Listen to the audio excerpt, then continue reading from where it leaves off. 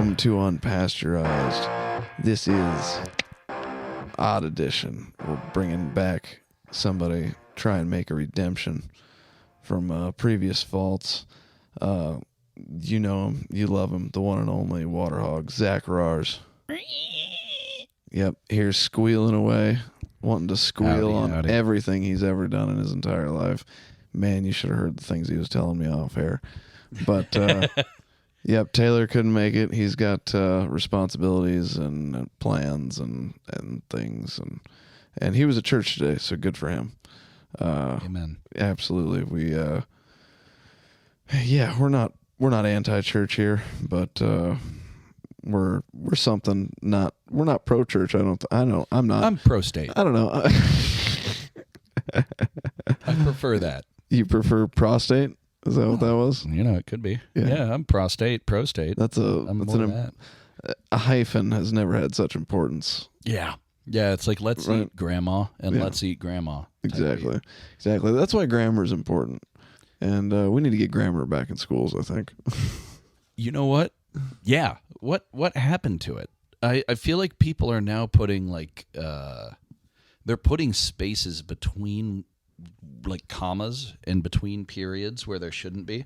Like they'll put like 3 spaces between like the end of the sentence and a period, or like a question mark, or like 3 question marks. It's like, are you doing a dramatic pause? Because that's not the way to do it.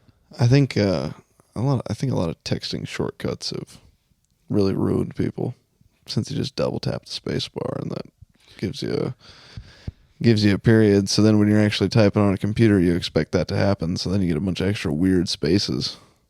Oh, that's like true, it's that kind of thing.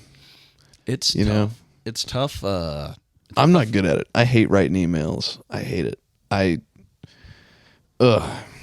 See, that I can do, but it's odd trying to communicate with someone who is in a different generation, right? Like me trying to talk to somebody that's like basically super zoomer Gen Alpha. It's like there's a difference in like the communication styles. They seem almost kind of like a robot or like an AI, but like in like an emotional AI. I don't know. Well, I don't know.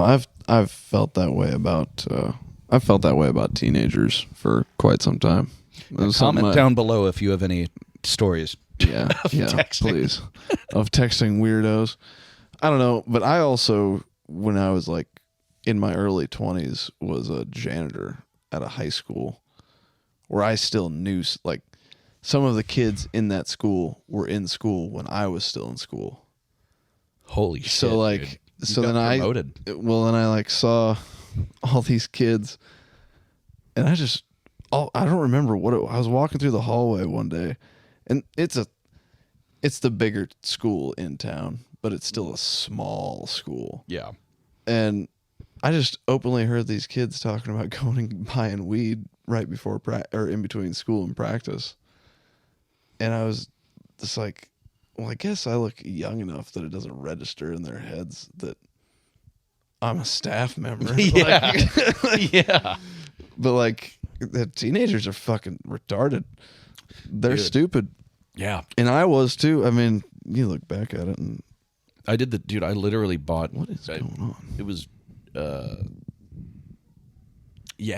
something about the rib of the mic. Actually, I don't know. Do I sound hollow, like I'm talking out of the bottom of a can? You sound good. Maybe it's just these I think these headphones got crunched in my bag. Smudged and munched. Yeah, they don't line up quite right. But anyway, yeah, teenagers are fucking stupid. Well, it was school and then usually smoke and then play practice or musical practice and then show choir after. Or it would be like musical play practice, then smoke, then show choir, or smoke after show choir. Either way, we did it at Taco Bell. It's the Rolling Refuge. Dude. God, we could not do anything unless it was the weekends, because we would you'd have got busted. The school, I mean, there was 26 kids in my class. That's and true. We were huge. So like, yeah, like I went to a couple school events stoned on accident, because I was like, oh, I'll be fine by the time I need to go to the sports banquet. I was not. I mean, I wasn't even close to fine. like I forgot to wear a belt. Like that's how I was out of it. And you wore a belt every day to school as part of your uniform. You get a demerit if you didn't wear a belt. Then I forgot to wear a belt to the goddamn sports banquet where I was going to be going up in front of everybody. And I never, the thing is, yeah, it was not good. It never got in trouble, but like it was just, we never did it. And also sports was too important to me to like, I wouldn't smoke during the seasons, but I would drink on the weekends sometimes. But like for basketball, I didn't do any of it. There was no smoke. I would smoke on the Christmas break when we would go like a week without practice. I would smoke then, but I didn't drink or anything. But then track season would come, and I would just get fucked up all the time. I didn't care.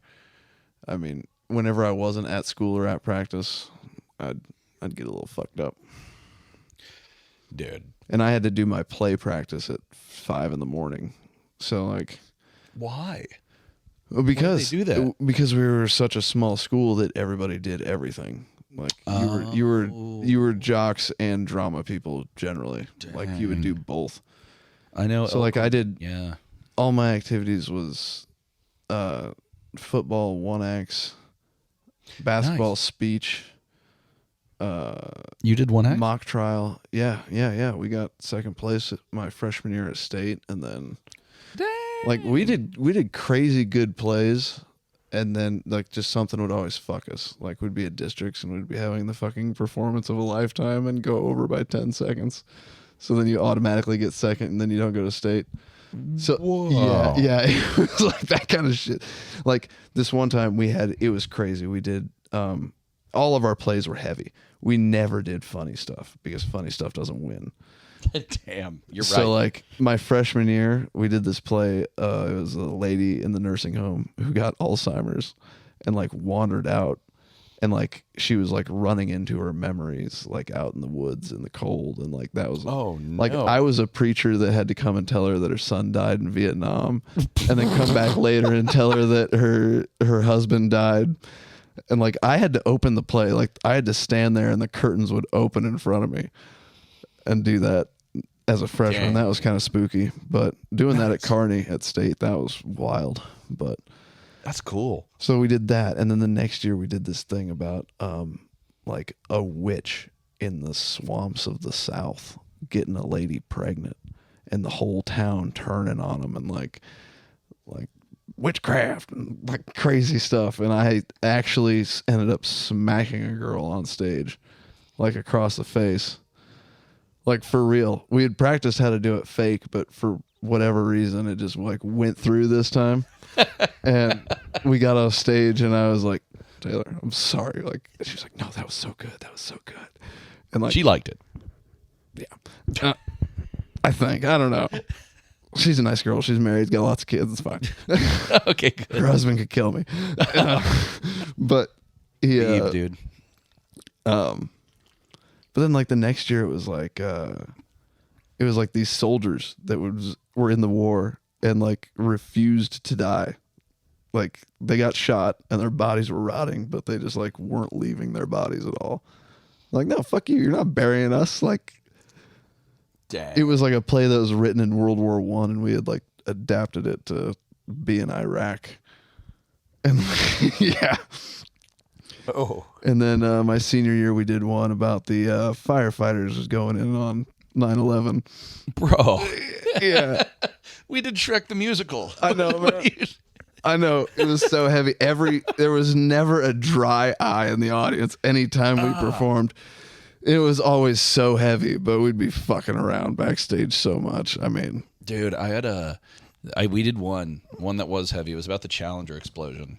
Oh. It was I forget what it was called, but I was a kid and I was in the play, but I played a kid in the 80s, so I had 3 shirts with popped collars and like a full like perm looking cut.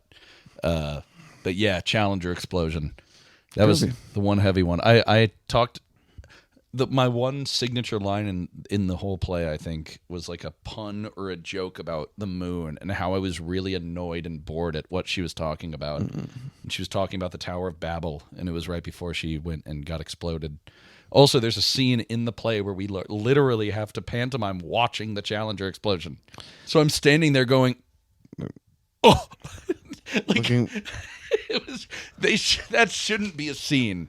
No, so we during that 9/11 thing, we had like staircases, like like those block stairs, and we had people standing on the steps, and like it would be like as the play was going on, like there would be like down right in front of the stage, there'd be like these flashback scenes of these firefighters like hanging out with their families, and then like them like running up in between, and like I had to play the news reporter that was like doing a news report as the plane hit the fucking thing. So like I had to like dive on the ground. I got an acting award for it, actually. Nice. Whatever. I think we got second. I was pissed.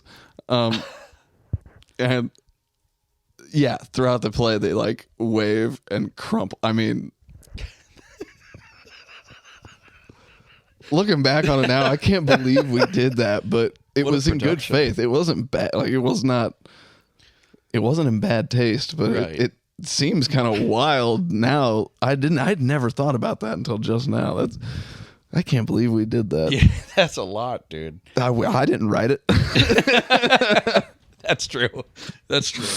I didn't write it. I just signed up on the sheet, That's true. Don't hate the player, hate the game. I think I was playing like Dick Cavett or something like that.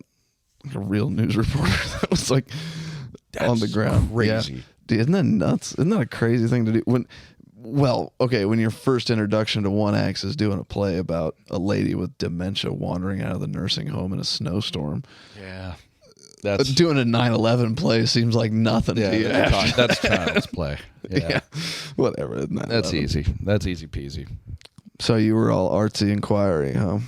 Yeah, dude. We fucking last night we watched Addie was like, yeah, show her you in show choir. So we watched Millard North Infinity 2015. Yeah, to show Morgan and Cameron, which was interesting. How'd you feel about that? I was front row the whole time, and I killed it. So I felt pretty gosh darn good, but also weird to see you in that, or like weird to see yourself in that regard. But I showed him some cooler show choirs. Well, I tell you, pal, if you ever man up and go to the casino with me and win some money, I'll show you the most embarrassing video of me that exists. Okay. Are you? That's an easy. Yeah. Are you aware of? A musical called Bye Bye Birdie? Yes. I played Conrad Birdie. Nice. Yeah, for like one song, and I came out riding like a Schwinn bicycle on stage, wearing golden spandex pants, a sequin sparkle shirt, and a gigantic Elvis wig. Oh my. And there is ancient, like almost Motorola Razor level cell phone footage of me from side stage out there pantomiming, playing a guitar and singing to these chicks, and like, oh yeah, I'm excited. You can see how I can go on stage and say anything in front of anybody in any room now. Yeah. Because I put myself through that at the tender age of like 17. Holy heck. Yeah, I had no idea you were involved in theater stuff. I don't seem it, but yeah, I did a lot of it, dude. I just didn't know. Let me tell you. You do see. Let me tell you, eyeliner and mascara, that'll make your eyes pop on stage. Reese and I used to be, when we did eyeliner for show choir, because we did that at a few competitions to intimidate the other people. Reese and I were the ones that applied all the eyeliner, because I was a makeup girl for my first play. Yeah. We did Arsenic and Old Lace. It was about two old women getting poisoned.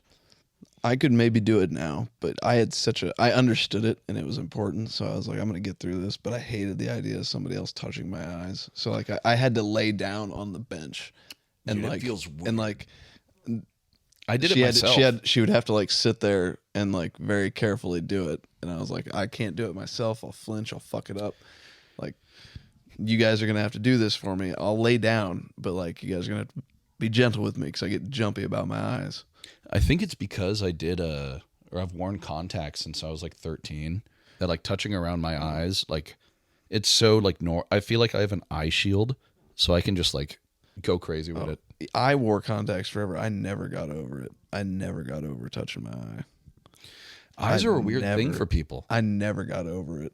It's like one of the common weird things, like people being weird. I just have way more. I kind of miss wearing contacts, but I've got way more reason to wear glasses now. What's that? Well, I mean, I always get the transition lenses. I don't give a fuck what anybody says about those. It's so handy. Practical. Right? Practical.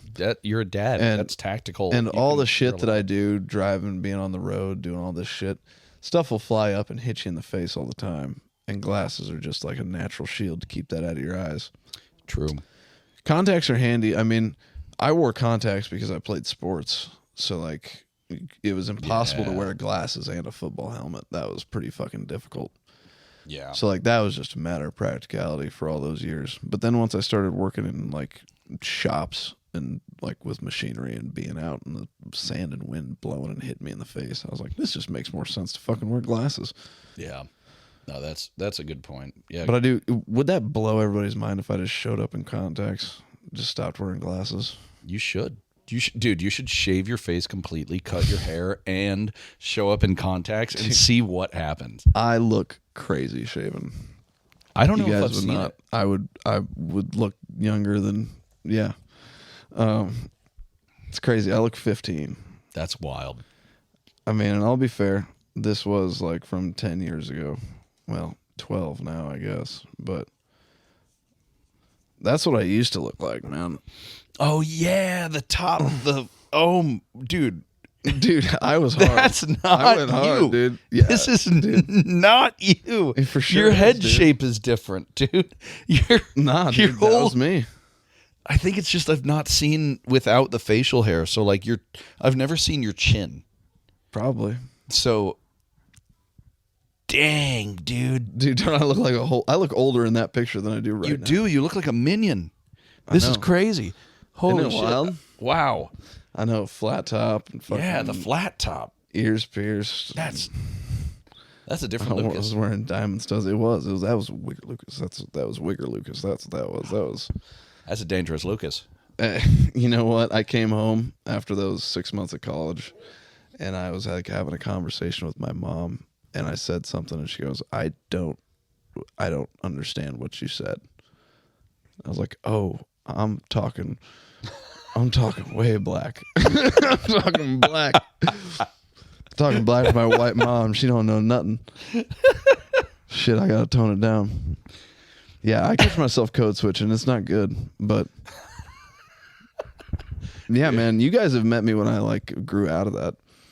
But yeah, I used to be heavy on it. I used to be able to rap. I could mimic any rapper if I just listened to the song enough times. I could mimic it and I could get the lyrics down and the flow. I could even do I could do Busta Rhymes from Look at Me Now for a while. That's good. Which is a crazy verse to be trying to do as a white guy. Yeah. That's but, impressive. Yeah, but that was when people were a little bit different about the N-word, you know. 10 years ago it was a whole different thing. That's true. I mean, dude, if you ever want to be on a rap song, like we're still creating. We have a few songs in the fray, but I can't write. I can only imitate. you can totally write. I promise you. We have a whole rap EP, 8 songs, all written by me. And Okay. Well, what I'm telling you is it isn't like comedy. Comedy, I can write and I can know that came out of my head. Every time I've ever tried to write a song, I'll get like 8-10 lines in, and I'll be like, all right, I'm going to step away from it for a minute. I'll come back and I'll look, and I'll be like, that line's from this song, that line's from this song, that line's from this song. Like I'm just taking a bunch of different lines from other songs well, and putting them together, which for me is not writing music. Yeah. I mean, it's not the same thing. So then I hate it. So then I give up on it and don't do it anymore. Well, for example, we have a song. We usually think about the theme of it first. Like we have a song called "It's in the Works Still." It may never come out because we haven't talked to Drew in a while, but it's called "Jamaican Jews," and it's about the fact that there's a bunch of Jamaican Jews that exist.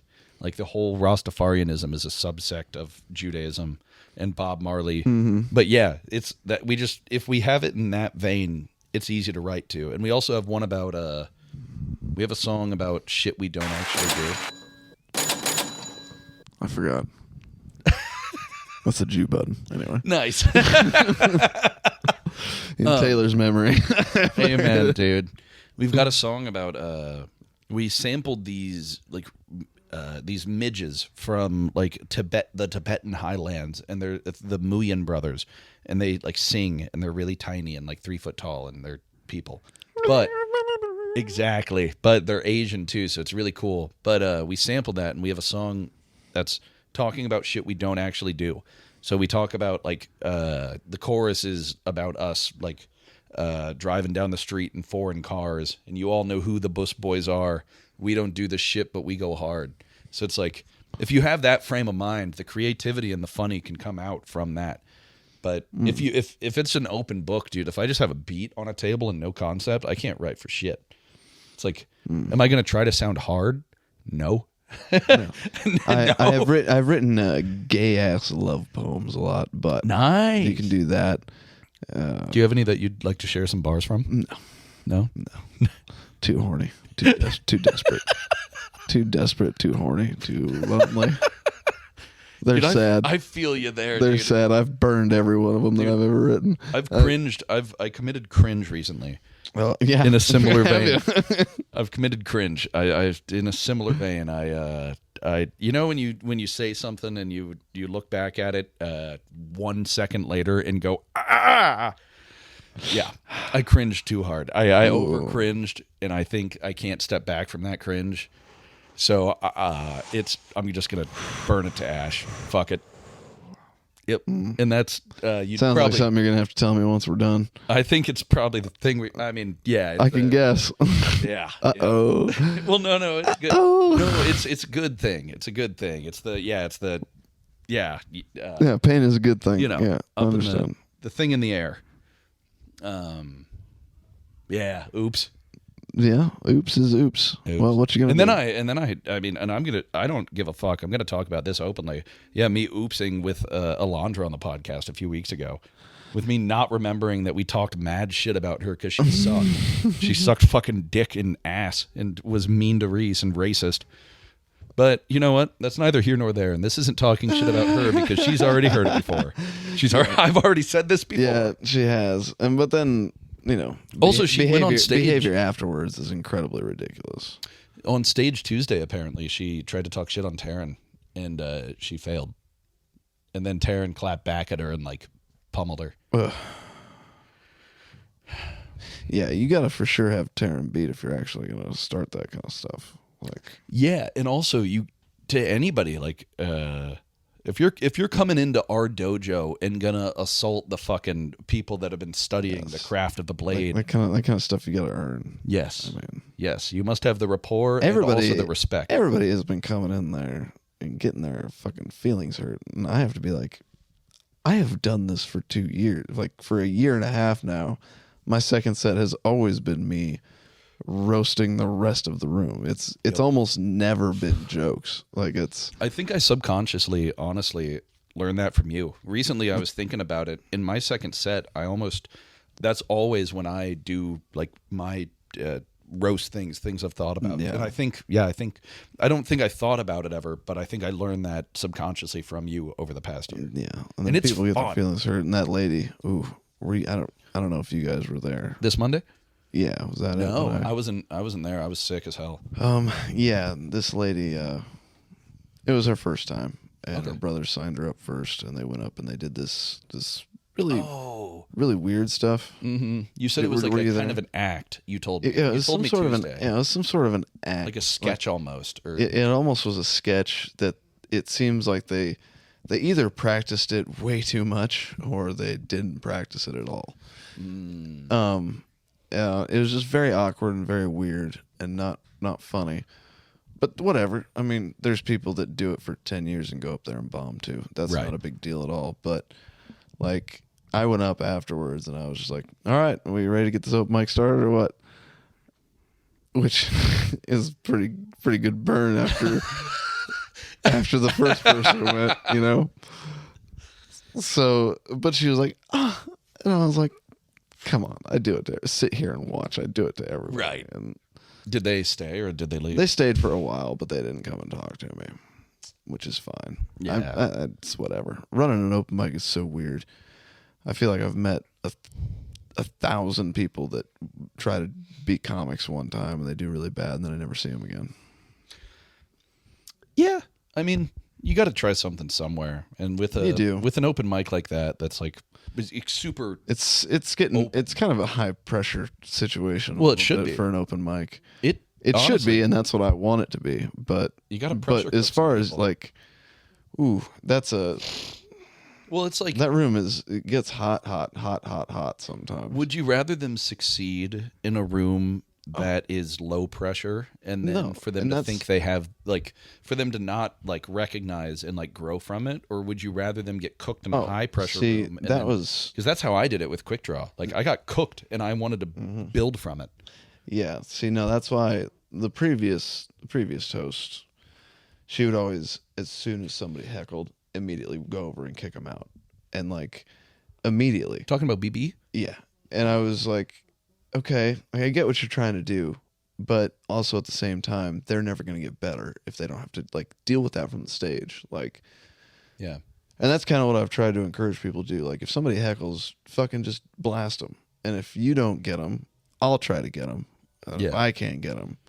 If it goes on too long and nobody can get them to shut the fuck up, then I'll kick them out. Yeah. But when the room knows somebody needs to you need to learn how to do that, because you're not always going to run into nice crowds. Mm-hmm.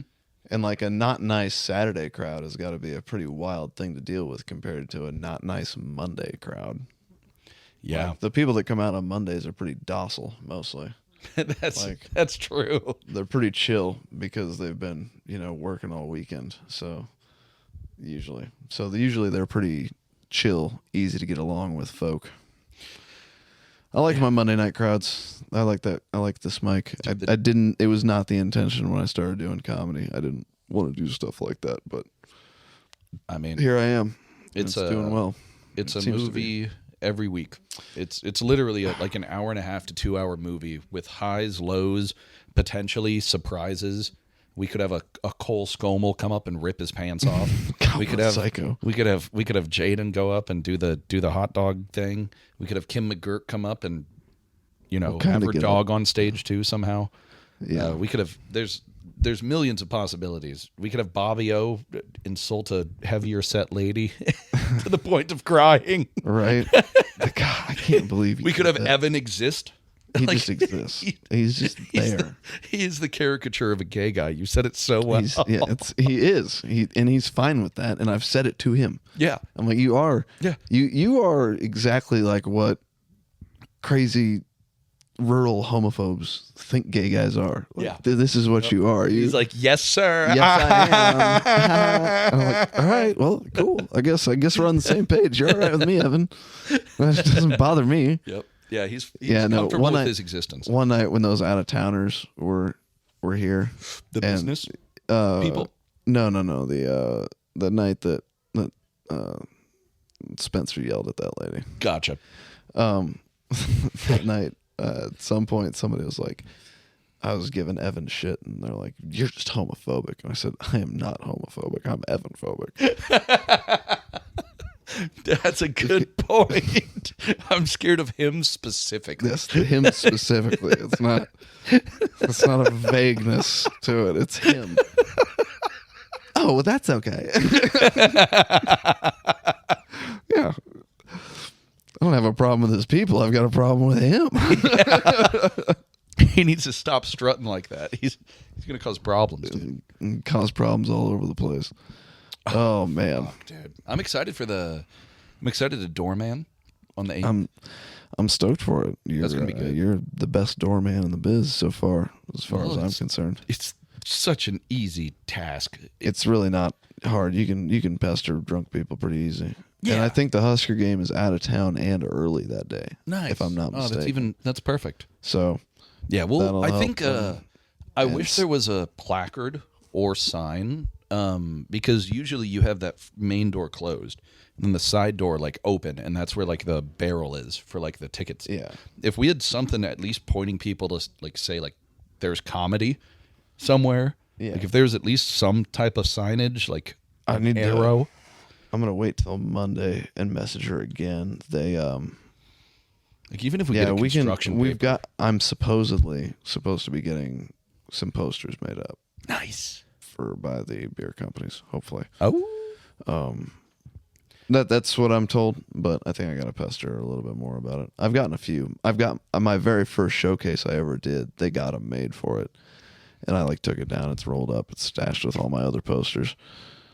Oh, that's cool though. It's very cool. I was stoked about it. I was like, Dude. I need to keep this. But signage getting put up. I'm gonna make some stuff. At least really literally- drive it in, and they're gonna. She said the one bartender was coming in and was gonna do the artwork on the chalkboard thing for it. It Nice. sits out on the street. Yeah. Yeah, something like that. That kind of stuff. But no, I mean, the venue's great as far as they let me do it. Oh, so yeah. The you know, space is awesome. The a space, great spot. ventilation, it's underground. It's great. It's a perfect room for a comedy show. We're under a flower shop. Like that's great. Yeah, it's great. So that's going to be a great show. You running the door, and David Migliaccio and Taryn Perez, and of course, the illustrious Stephen Lawley. What a guy! Is a funny dude. Wrote for Cat Williams. Oh wow, Eddie Pepitone. I can't say that name. It's Pepitone. Pepitone. I can't say it right. Pepitone. I typed it, but I have a hard time saying it. But yeah, no, he's coming from out of town. He's on his Mountain High Mayhem tour. Nice. Coming through. He's making stops all through Colorado and then Norfolk and West Point, which I was just at Norfolk. And then I think he's going over to Sioux City, where I was just at not too long ago. And then coming down to here. And yeah, it should be a banger of a time. Nice. Yeah. How many minutes am I doing Monday? Yeah, and then immediately following that, on that Monday, we're gonna do another Maniacal Monday with the open mic and then a showcase afterwards featuring this beautiful hog of a man, Zack Rahrs, doing probably, let me see, Like 5. 5 to 10. I'll give you 5 10, to 7, 10. 5, 10, 7. I could give you 7. I'll do 7. I can give you 7. That sounds good to me. Yeah, and then David Migliaccio again, man, he's been tearing it up. So I haven't been doing enough showcases, so I've been trying to get him spots, and then He deserves it. He really has been doing well. Yeah, so then I get these 2 shows for him back to back, and then coming out of North Dakota, Kyle Huber. Only heard great things about him. His clips are solid. He's got great facial hair. Nice. So he'll be coming down. It'll be another open mic starting early, starting about 7 o'clock. We're going to limit the spots to 15. Shut the open mic down. Small intermission, then come back and have the showcase afterwards. If you're at the open mic beforehand, you get your hand stamped. Get yourself half price on entrance. Bomba clot. Otherwise, it's going to be $10 at the door. $5 if you're at the open mic. Comics get in free. Dude, something about that, like watching the open mic before, the last time we did this, and you had me on, that was like such a good warm up just to even watch the open mic, like just to get into like the comedy feel zone. Yeah, and no pressure on the open mic itself. It's like, I know when I'm going later. Yeah. Yeah, I've got a spot later. I don't know. The Monday night showcases are something wild. That last one went really cool. It ended up with really good. Dan Alton. Yeah, that ended up being a super good show. That was fun. He was so funny, I thought dude. So. Yeah, he did great. Those out of towners, they loved it. Them country folks, man, it took me a lot of talking them into it, but boy, it worked. When they came in, they loved it. Yeah, yeah. The deal you gave them was Yeah, it ended up works. Well, $50 for all of you. $50 for all of you. Yeah. No amount of people. And I'm pretty sure that's actually more than what if they would have just paid $5 per person. I think that's what Lucas, you're right. I didn't mean to swindle them, but it sure happened. Hey, they got to laugh. They got to laugh. Fun. They had a great time. Yeah, everybody has a good time. I had to sit down at one point because I was doing door that night and on the show, I think. Yeah, I think so. Yeah, but I had to sit down because he was so funny that I couldn't keep standing up. So I just sat down on the front row and was just loving Dan. He was great. Oh, yeah, he's a good. His mustache is strong. He was a great time. It was a good time, man. And those Monday night crowds, they're fun. They're there for it. Shout out Caitlin and Jorge. Hell yeah, they're always there. What great fan so show. I need to get Jorge on this show because yes, dude. Boy, dude, oh boy. Dude. After that conversation Monday night at the end of the mic. Did you guys stick around? Were you there this last Monday? No, we were sick. Boy, because it got to the end of the mic. I'll have to tell you the things that were said afterwards. But when it got to the end of the mic, there was just 5 of us sitting in the room, and there was nobody else in the bar. Everybody else had all left, and I think the Scottish guy went up. I think I said something. Oh, about, Shrek. Yeah, I think I said something about it's wild that you could get everybody to leave this room, but you couldn't get the English to leave your country, and shit like that. I mean, I'm starting to think. I said it kind of seems to me like Braveheart is just the Scottish version of Mein Kampf.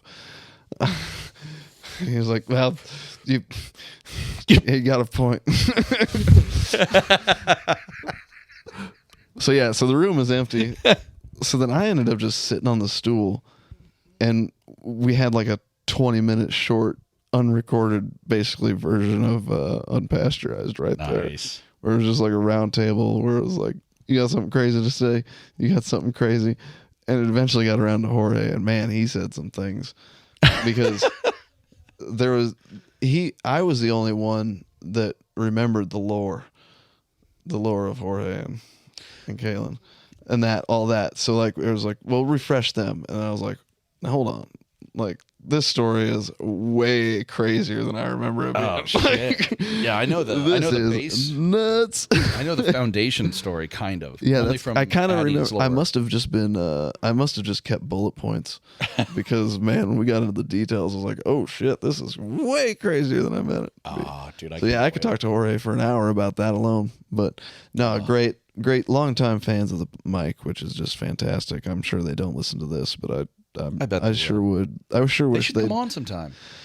Yeah, you should have them on as guests. That would be good, but I feel like I have to have Taylor for that too. And yeah, true. We gotta have the unpasteurized boys at full strength. We gotta be real organized. Look at this fucking mess around here. We got hair all over the place. He says this, but there's literally a bag of hair. I don't know how to describe it. I mean, hashtag Black White Life. Yeah, it's mixed life.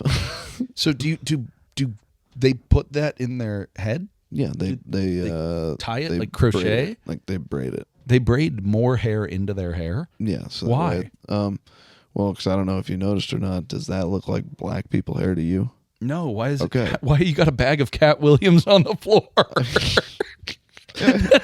Cat Williams is different. His gets permed and pressed out flat. Okay, you know how it's all curly and shit. They flatten his out. Gotcha. That's why his looks like that. This is it gets braided in, so that way it looks like their hair is long like that and not afro-y. Otherwise, they would all just have afro hair. So this is how they themselves look different. It's also wigs big in black culture because of that same very reason. You can keep your afro, keep your head hair short or braid it down, and then they can wear wigs over top of it real easy. The weave. Weave is different. Weave gets sewed into the hair. Oh, well, that makes sense. With with a needle in it and thread and everything. So this you just kind of braid. You just braid. that you kind of just piece in. Gotcha. I should start doing that. You could. It wouldn't be hard. You'd have to start little with what you got going on. I would look insane. But I could technically. You could. I actually have too much hair. I might maybe have to cut mine down. Yeah, or you could get it down to your ass. You could just braid those in near the end and just have black hair down to your ass. Wouldn't that be crazy if it just switches to black? Yeah, dude. I could only afford half a dye. Right. Crazy shit, man. So yeah, Hashtag living with black people. That's something I got used to a long time ago. I don't even think about bags of hair laying around the place. Well, in that case, yeah, this is pretty organized. I mean, there's just Well, I mean, it's organized, but it's still a fucking mess. Everything is with everything it needs to be with. It's just in piles. You know what I mean? Like it's just around. That's a good way to put it. It's organized, but it isn't all in piles. That's true. Is that a Pez Pikachu dispenser? It sure is. Nice. It sure is. That's from the kiddos have that. Yeah. I love Pez. Yeah, dude, I miss it. I miss liking Pez a lot. Now they just kind of seem blah to me. It was a piggy bank, but it was a robot, and you'd put a quarter on his hand, and he would eat it, and it would go into the piggy bank. So I was like, that's really cool. I want to be one of those. So I started eating quarters. That's so bad. I started swallowing quarters whole. It's kids like you that is the reason why we don't have piggy banks like that anymore. Yeah, no, that should not. It was so fun. Dude, he had such a good time eating those. My grandpa used to like a make pizza. these things that weren't. You couldn't really call them piggy banks because it's not like you can keep money in them. But they were like these little wooden things. They would sit up on shelves, and the main place we had them was in like my grandma's boot and saddle shop, where she would like restore and fix like cowboy boots and saddles. That's so cool. What? I didn't know that. Yeah, existed. and then she did upholstery, and she's gotten old and she's gotten the arthritis, so she's had to sell off a lot of the machines that she can't really do the work anymore. But yeah, she had big leather stitchers to where they can do. She does the stitching to like stitch the soles back on cowboy boots and repair them, and like the whole long machine for buffing and polishing them. And yeah, big deal. Like that's a family tradition for a lot of years. Yeah, dude. Yeah. JJ Boot and Saddle. Shout out. Yeah, right. And so, God damn it, where was I? Fuck. Shit, dude, I lost the plot. What were we talking about? We were so reverse. JJ Boot and Saddle Shop. You were talking about your grandma, old small town. Prior to that, you're talking about your bitch. Maybe growing up. There was the thread of the tapestry is the tapestry got frayed.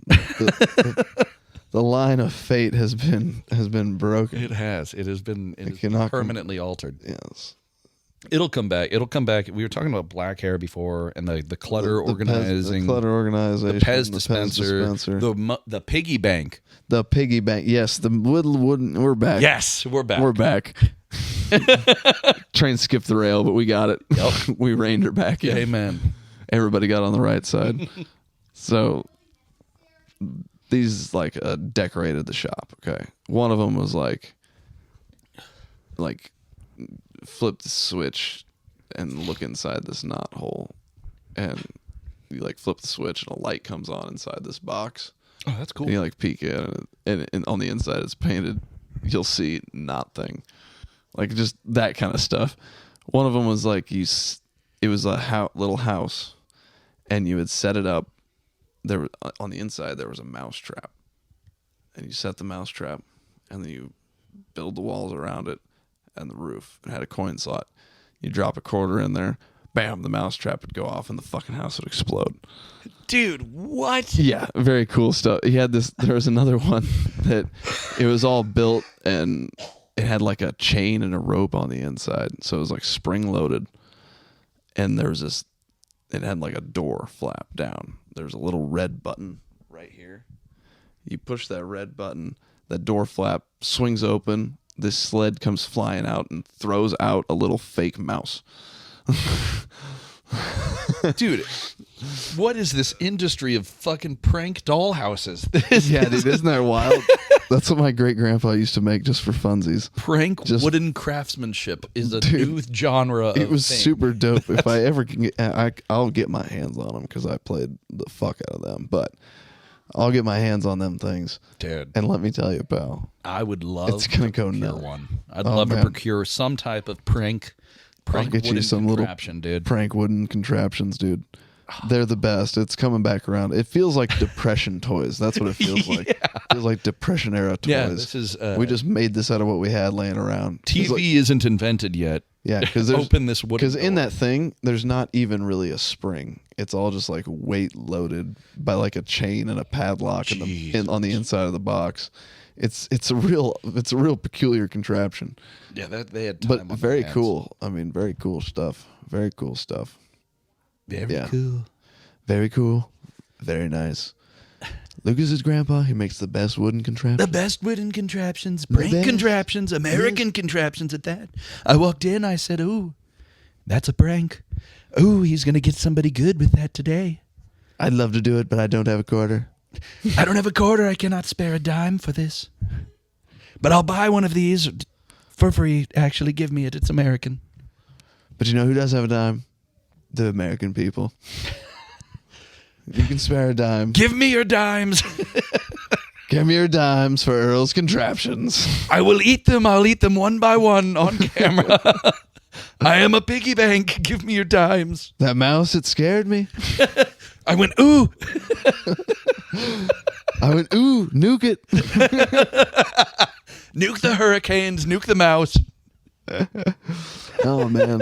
We got peace in the Middle East. I'm sure that'll last. Dude, yeah, they've always done a great job with keeping that. Yeah, right. Every single time that it's been negotiated so many times. Yeah, they're so good at it. It's Oh man, you know, I've been trying to do this bit on stage and I can't figure out how people on stage they don't like it when I'm saying it, but I never understood how, like, if they hate each other so much, why they have to live there. Why that doesn't make any sense.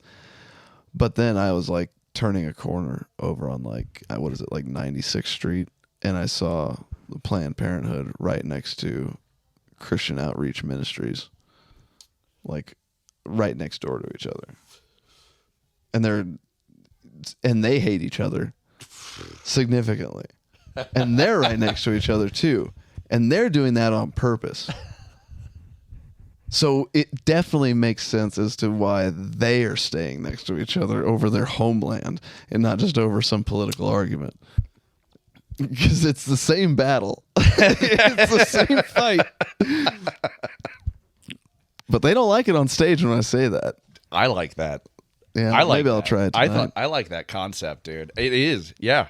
Because it's always the way it is. Every Planned Parenthood has got some Christian They're Christian doing charity that right on next to purpose. it, and they're doing it on purpose too. They're choosing those places on purpose. It's not coincidence that those places are right next to each other. Because it's easier to walk a block than it is to fucking carpool to a protest. I'll tell you that. I mean, True. That's true. Man, I might have to scrap this part of the fucking thing because I just thought how to tie that into a really old bit that I haven't done for a while. Ah, shit. Oh boy, goddamn! This is how you do it. People always ask me, "How do you write jokes? Tell me how to write comedy. Give me advice." This is how you do it. You just sit and talk nonsense. Yeah, you talk until something funny comes out. Yeah, talk with the bros, and then Just talk about crazy old shit, weird stuff, and eventually something good comes out. Jaden, stop asking me for advice. I can't write for you, you goddamn psychopath. That one time I said, "Have you heard him since last week? Was he there Monday?"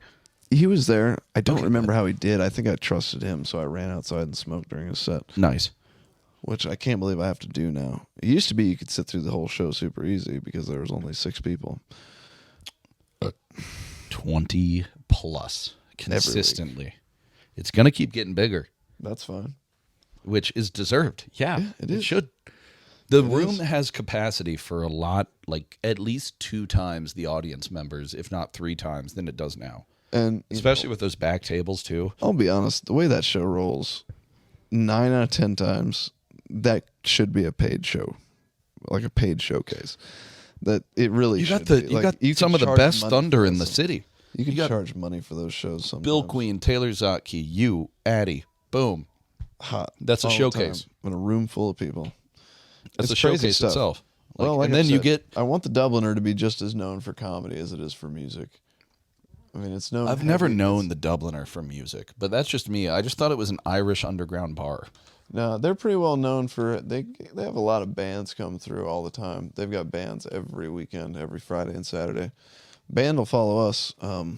Shit, I suppose I should probably look up and find out what band that is. They've followed us before. I've opened for them before. They're cool. It's cool. It's actually very old school. That goes back to the origins of stand-up comedy. If you didn't know that, that's how stand-up comedy got big. Was because Elvis Presley took around, guess who's, Pauly Shore's dad, and Pauly Shore's dad would do a stand-up set and open for Elvis. Huh. And that's how stand-up became like popularized throughout the country. No wonder, because Pauly Shore's dad, and then there's his mom, Mitzi, right? And that's she owned the comedy store. What a Pauly Shore, dude! When I was a stripper, my manager Mimi, she looked like and this is no offense to her, if she's listening, somehow, oops. But she kind of looked like one of those blobfishes, like when you take them out of the pressure. Yeah, no offense, but you're the ugliest creature on the planet. No, there's uglier. There's a few of my exes.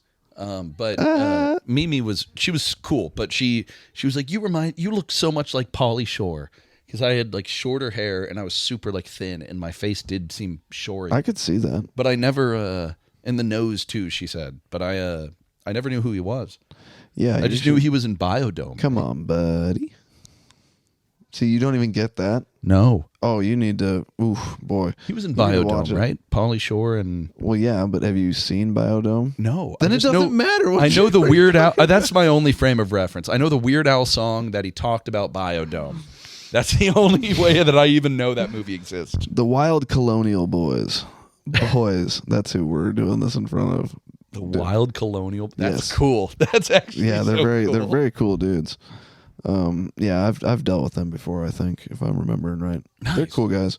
Well, but heck yeah, I can't wait to stay around for that show too. Yeah, you need to look into some. Pauly Shore made some very funny movies. It's dumb shit. Like it's dumb '80s shit. But like Encino Man, do you know about that movie? Brendan Fraser's a caveman that they like find frozen in ice and they thaw him out. And they're hanging out in California. What? Yeah, it's called Encino Man. It's a crazy movie. I've heard the name, but Pauly Shore also is in a movie. It's one of my favorites. I love it. Is Son-in-Law is what it's called. Farm girl from Kansas or Iowa or whatever. Maybe even Nebraska. I don't. It was relatable to where I was growing up. That's why I liked it so much. Farm girl goes out to college out in California. Is having a bad time, can't meet anybody that's like her, blah, blah, blah, blah, boo-hoo. Pauly Shore's her, like, RA in her dorm. And he's like, well, let me show you. And then they go out and he, like, turns her into a California girl, basically. And she's, like, loving it and turns into that. And then she has to, like, go home for Thanksgiving. Her high school boyfriend's going to propose to her, so she brings Pauly Shore home as, like, oh, no, this is my fiance. Like, this is, like, who I'm going to be with. And then, like, so they start testing him and, like, trying to, like, put him through farm shit. Like, dealing with the pigs. And at one point, he steals a combine. It's kind of the whole fucking climax of the movie. Nice. But, yeah, it's a great son-in-law. It's, I don't think it got the respect it deserved. But great film. I love it. I rambled on about it for too long, but I'm gonna check it out. Dude, Pauly Shore is he's worth watching that stuff. His stand up is not my speed, but I get why people think it's funny. But he was also hot on MTV. He hosted MTV Spring Break, like what the in all fuck? the places. Yeah, when that used to be a thing. Do you know about that? Yeah, that I do. MTV but I didn't, used to go through crazy Spring Break. They also parties. He was like the host. Wow. Yeah, I'm so I know like I think I know quite a few things really in depth, but the things I don't know are the things basically everybody knows, and I have no depth on it. Like, well, I don't know if everybody knows that, but Pauly Shore, I feel like is a big guy. He was in the 90s for sure. I guess made I'm also resurgence. Like, I was gonna say I'm younger than you, but I'm only a couple of years younger than you. Well, see, here's the difference. You grew up in a city, so right. True. I mean, so like, here's the thing. Before the internet, culture used to move from the coasts inward slowly. And like only the good shit would filter out. So like out where I grew up, Like only the good stuff out of culture would actually get all the way to us, basically. But it would also take like 10 years for like that shift to happen until the internet came. So like growing up in the 90s and the early 2000s and then the internet coming was like growing up in the 70s, 80s, 90s all at the same fucking time. So like I had everything just super compressed in like a small amount of time and running side by side. Like there were times that I was playing on a Game Boy and then also answering at one of those rotary phones. Dang. Like, yeah. So yeah, it's different. Now that we have the internet, culture is instantaneous everywhere. It is. It's all caught up. Well, the one thing I think still hasn't, and I was thinking about this as you were saying that, is I noticed that it goes West Coast to East Coast when it goes to like music, like hip hop. Like I went to LA and there was a song called Skateboard P. And I was like, oh, this song is really cool. And it was on an LA radio station. I heard that same song 2 years later on Omaha's radio station. And it was like getting big then, like here, there. Okay. And I had already known it. I've got one. Whoa. That might even be worse for you. Because this is when I developed this theory when I was like 16 and I had just gotten my car.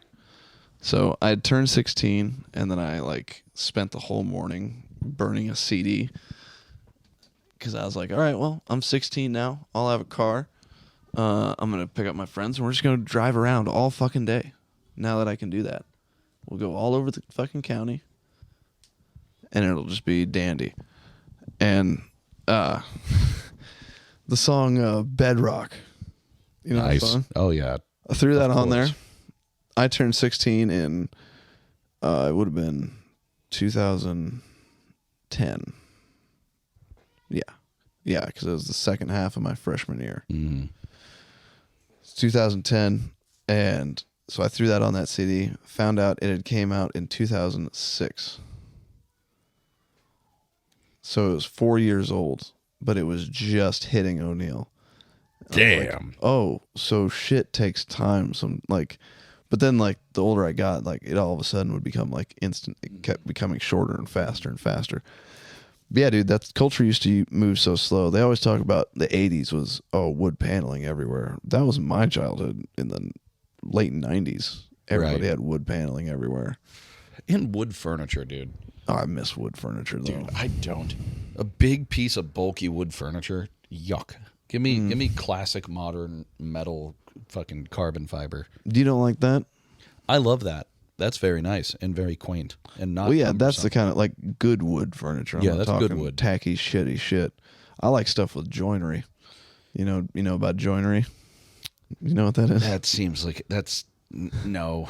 That's when they like carve the wood to fit inside of each other, and that's what fastens it. That's joinery instead of. It's just like basic carpentry when you like are drilling like screws and shit through there, but like cutting the wood to make it fit and then like driving pegs through there is like genuine carpentry and joinery. That makes sense. Yeah. I like that too because that seems like creating a compliant mechanism like held together by just itself. Yeah, it's a self-reliant thing, and also satisfying. It is. It's tickles awesome. My tism. You ought to watch them fucking dude. These Japanese guys, they can build these so a planer takes off wood like just like one layer at a time. You know, since it's fibrous, it just shaves layers off to make stuff fit right. These Japanese guys have these planes that are as wide as the log, and they can pull it and shave it so thin that it is like thinner than toilet paper. I mean, like you can see through it as they're pulling it off. It looks like tissue paper. These Japanese carpenters, they don't fuck around, man. They're hardcore. No, they have honor. They must keep that. Anyway, we had to touch on the blue collar people just because that's this podcast. We appreciate them folks. Amen. Hell yeah. My feeds have been getting flooded with a lot of cattle and cowboy stuff lately. It's that time of year. And that's just fine with me. I love it, but also I'm not that, so they think I am. But have you ever looked up what Google thinks you are? I don't know if I want to. You can, and it's kind of spooky how close they get, but there's some things, at least on mine, that they were way off on. But If it can be access- spooky. If it has access to my everything on my whole Google. Well, it's supposed to be just based off. It's not based off your name or your actual info. It's supposed to be just based off of what you search. Oh no! It's supposed to be because it's like you can look up their targeted ads. You can look up what they think you are for their targeted ads at you. That makes sense. It's still spooky. Oh my god, dude! I must seem like such a fucking. We talked too much shit. Loser. We talked too much shit about infomercials. That was so much better than having the internet the way it is now. It was so much better waking up in the middle of the night to infomercials on TV. Yeah. Well, because you'd than to see have something internet that harass you. Yeah, yeah. It's like You'd see something and you'd be like, "Why would anybody buy that?" Mm-hmm. And now I'm purpose? like, ooh, I do want a strainer that's also a microwave somehow. Yeah, Like, yeah, I do want a pot that'll automatically strain my spaghetti. yeah. Never mind no way the plastic would melt. Yeah, no shot. No, these are macroplastics. Are you telling only 8 payments of $49.95? Are you kidding me? What a steal! That's a deal of the day. Oh man, we should start running like a home shopping. Dude, network. you should do like in between every few comics, you should like sell a product at the Dubliner. Just have a stash of products in the back. Dude, That would be funny if I Cuban drug see that table shit. up to the front and was like, "I'd like to take a moment to speak to you about this product." Fan from Temu. You need this. It's $20. I'll speak to you about this product. A fistful of hair. A fistful of synthetic hair. A fistful of certified Cat Williams.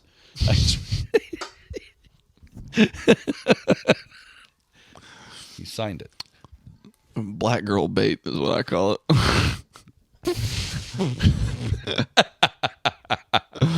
Oh, that's fucked up. I'm glad she has a sense of humor. I would be in deep shit. Permanently. Forever, always. Oh man. Well, fuck yeah. Wild stuff, man. Well, that's been about an hour. You want to keep going, or what's up? What time is it? I don't know what time it is. Oh, Christ. I'm going to have to leave in about half an hour or so to get the kids over to the grandma's house. Nice. Yeah, I'm gonna go probably stop by my place. You head down to Quick Draw earlier, or what you going to do? I think I'll probably be there at 7. Well, you know me. I think I'm probably going to stop by the casino and see what's going on there. Nice. On my way over, see if I can't pay another bill. Hey, man, I got a dude. big raise at work. Nice. All I had to do was say I'm not happy. Nice. That I was should it. try And that. they came right back, and I was like, I'm happy now. yeah. Turns out somebody wasn't paying me what they thought they were paying me, but the managers thought I was getting paid one thing, and I was not getting paid that thing. So they adjusted and corrected that. And what's wild is I'd kept my mouth shut for a month about it. I was like, oh, well, maybe it'll average out. Like, Right. I was like trying to give them the benefit of the doubt that nothing was bad was happening. But dude, I think I got institutionalized by working for the post office. I think I got used to having just shitty employment. Mm. No, I'm not. Happy for you. You're working hard. It's fucking crazy. I am working hard. God damn, I work my ass off.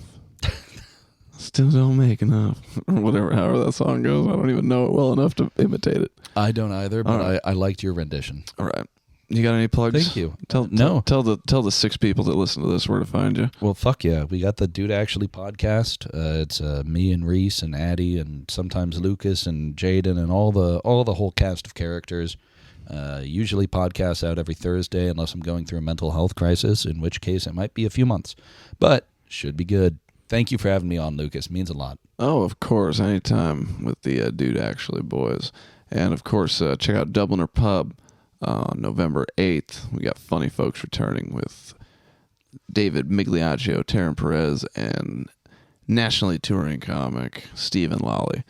Then coming up the Monday following, Monday the 10th of November, we've got this Zack Rahrs, David Migliaccio again, and Kyle Huber out of North Dakota. Great shows. Check out the events on Facebook and get your tickets early or pay more at the door if you want. That's fine by me. Thanks for listening. Later. Peace.